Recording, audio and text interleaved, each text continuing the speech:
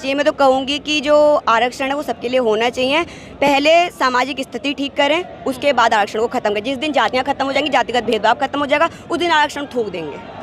बिल्कुल कि नहीं चाहिए हम आरक्षण। जिस दिन इस देश में से आरक्षण जाति के नाम पर लोगों को मारना बंद कर दिया जाएगा, उस दिन आरक्षण स्वयं खत्म हो जाएगा। प्रधानमंत्री नरेंद्र मोदी ने आश्वासन दिया है, तो देश बहुत सारे आश्वासन देते हैं, बहुत सारे देते हैं, बहुत सारे दिए। काम नहीं किया उन्होंने कुछ। यहाँ आरक्षण दीजिए, हमें कोई दिक्कत नहीं, लेकिन सबको इक्वल तो दीजिए, आप सबको बराबर तो दीजिए। एक का खत्म करके दूसरे को आरक्षण क्यों दे रहे हैं आप?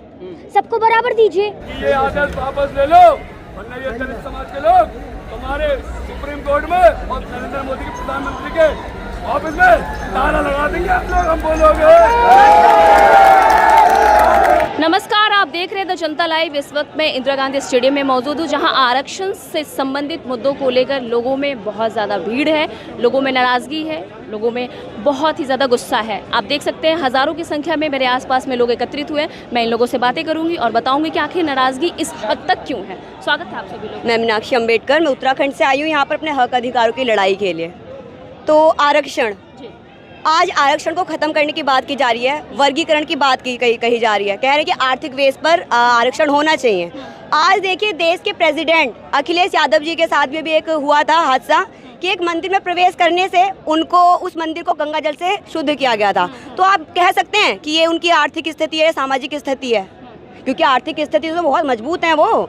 तो ये जो सुप्रीम कोर्ट है, उसको सामाजिक स्थिति ठीक करनी चाहिए ना। तो आर्थिक बेस पर ये कैसे हो सकता है रिजर्वेशन?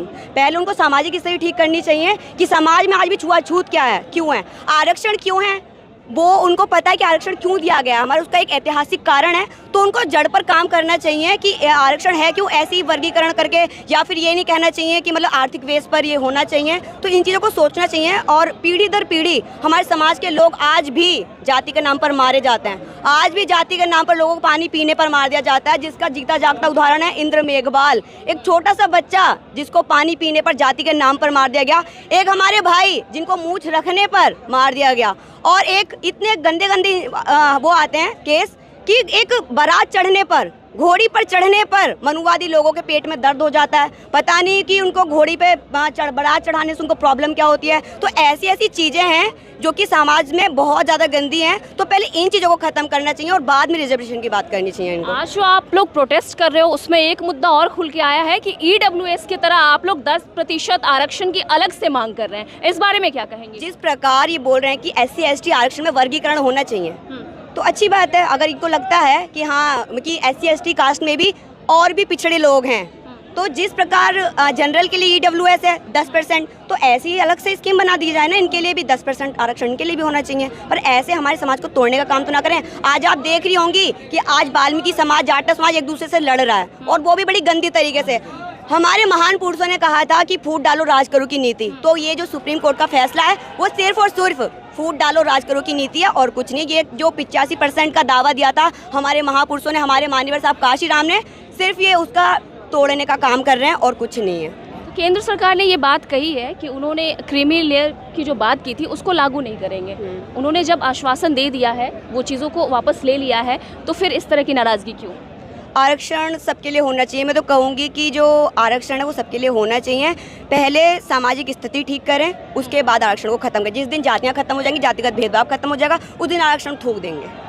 बिल्कुल कि नहीं चाहिए हम आरक्षण। जिस दिन इस देश में से आरक्षण जाति के नाम पर लोगों को मारना बंद कर दिया जाएगा, उस दिन आरक्षण स्वयं खत्म हो जाएगा। प्रधानमंत्री नरेंद्र मोदी ने आश्वासन दिया है, तो देश बहुत सारे आश्वासन देते हैं, बहुत सारे देते हैं, बहुत सारे दिए। काम नहीं किया उन्होंने कुछ नहीं। ऐसा नहीं है कि हर व्यक्ति के दो पहलू होते हैं, हर सिक्के के।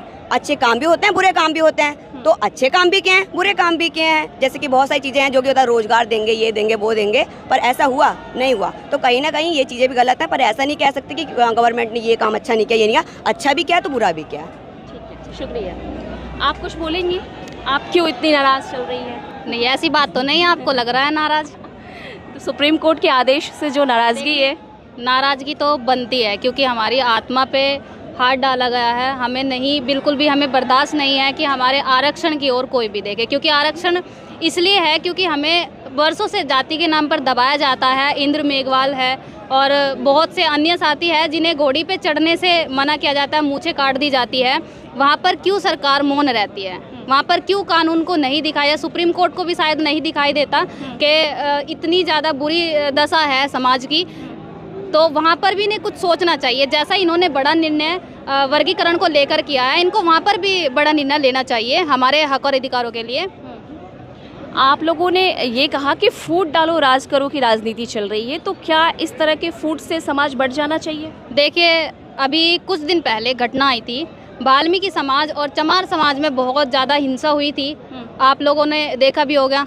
तो वहाँ पर फूट डालो राज करो का मेन मुद्दा तो वहीं से निकल के आ जाता है कि जो बड़े भाई चंद्रशेखर आज़ाद जी ने 11 तारीख की महारैली का आह्वान किया था, डायरेक्ट तुरंत ही उसके बाद ये खबर आ जाती है कि इन दोनों समाज में बहुत ज़्यादा बुरी तरह से लड़ाई छिड़ गई। अब आप देख सकते हो, फूट डालो राज करो का तुम सामने तो आपके यहीं आ जाता है कि कैसे अपने ही दोनों समाज को भिड़ा दिया और ये आंदोलन खराब हो जाए। लेकिन मैं यही कहूँगी सरकार को कि आंदोलन किसी एक दो आदमी के जाने से ख़त्म नहीं होता, एक जाएगा तो 10 लोग खड़े हैं आंदोलन को बचाने के लिए। चंद्रशेखर जी को काला झंडा दिखाया गया था, इस बारे में आपका क्या कहना है? देखिए, जो जिनकी इच्छा है वो वैसे ही करेगा, क्योंकि किसी के मन को तो हम बदल नहीं सकते। किसी की आत्मा अगर बेकार है, किसी का मन बेकार है, तो हम उसमें कुछ नहीं कर सकते। हम इतना ही कहते हैं कि बड़े भाई चंद्रशेखर आज़ाद जी जैसा नेता आज तक मैंने कहीं देखा नहीं, क्योंकि मैंने जब से होश संभाला है मैंने हर एक पार्टी देखी है, मैंने हर पार्टी को देखा भी है। किसी ने अच्छे काम भी किया, बुरे काम भी किया है, लेकिन चंद्रशेखर भाई जो करते हैं वो आज तक किसी ने भी नहीं किया। जब से सुप्रीम कोर्ट ने इस मुद्दे को लेकर आदेश जारी किए, तब से लगातार पूरे देश में प्रोटेस्ट हो रहे हैं। हर 2-4 दिनों में कहीं ना कहीं प्रोटेस्ट देखने को मिलता है। तो आखिर कब तक ये यात्रा जारी रहेगी प्रोटेस्ट वाली? जब तक सुप्रीम कोर्ट अपना जो फैसला है वो वापस नहीं लेती, तब तक ऐसे ही आंदोलन चलते रहेंगे। चंद्रशेखर है नेता, उनको काली झंडी दिखाई गई थी, इस बारे में आप क्या कहेंगे? वो विरोधी थे। कहते हैं ना कि इस भीड़ में ना कभी नहीं पता कि विरोधी लोग भी आके शामिल हो गए हों, तो ऐसे लोग कहीं ना कहीं से आ ही जाते हैं और ऐसे काम करते हैं, तो उनका कुछ नहीं कहा जा सकता। मतलब विरोधी इन द सेंस कि ऐसा भी हो सकता है कि अपने ही लोग जो वर्गों में बटे हुए हैं उनमें से ही कोई एक हो? नहीं, मैं नहीं मानती कि अपने जो समझदार लोग हैं, जो मतलब कि जो बहुजन महापुरुषों की विचारधारा को फॉलो करते हैं, वो ऐसे काम कभी नहीं करेंगे, बिल्कुल नहीं करेंगे। और अगर हाँ वो मनुवादी विचारधारा को फॉलो करते हैं तो वो 100% ऐसे काम वो करेंगे। काली झंडी पीली झंडी जो भी है वो जरूर करेंगे। अलग तरह की झंडी दिखाई जाएगी तो मनुवादी लोगों का काम होगा। हाँ 100%। और क्योंकि जो अम्बेडकरवाद की विचारधारा को फॉलो करता है वो कभी भी ऐसे काम कभी नहीं करेगा। देखो, अभी के टाइम पे ना हमारे लोग जो भी उच्च पदों पे बैठे हैं ना, वो कभी भी अपने हक अधिकारों के लिए आवाज़ उठाने के लिए तैयार ही नहीं है, बल्कि हमारे विरुद्ध और चढ़े हैं। लेकिन पूर्व मुख्यमंत्री अगर इसका समर्थन करें तो कुछ तो बात होगा ना, कुछ तो लॉजिक होगा ना।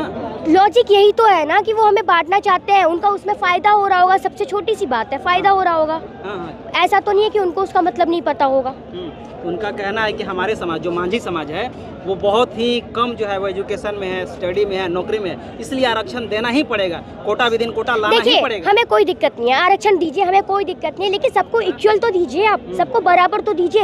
एक का खत्म करके दूसरे को आरक्षण क्यों दे रहे हैं? आप सबको बराबर दीजिए।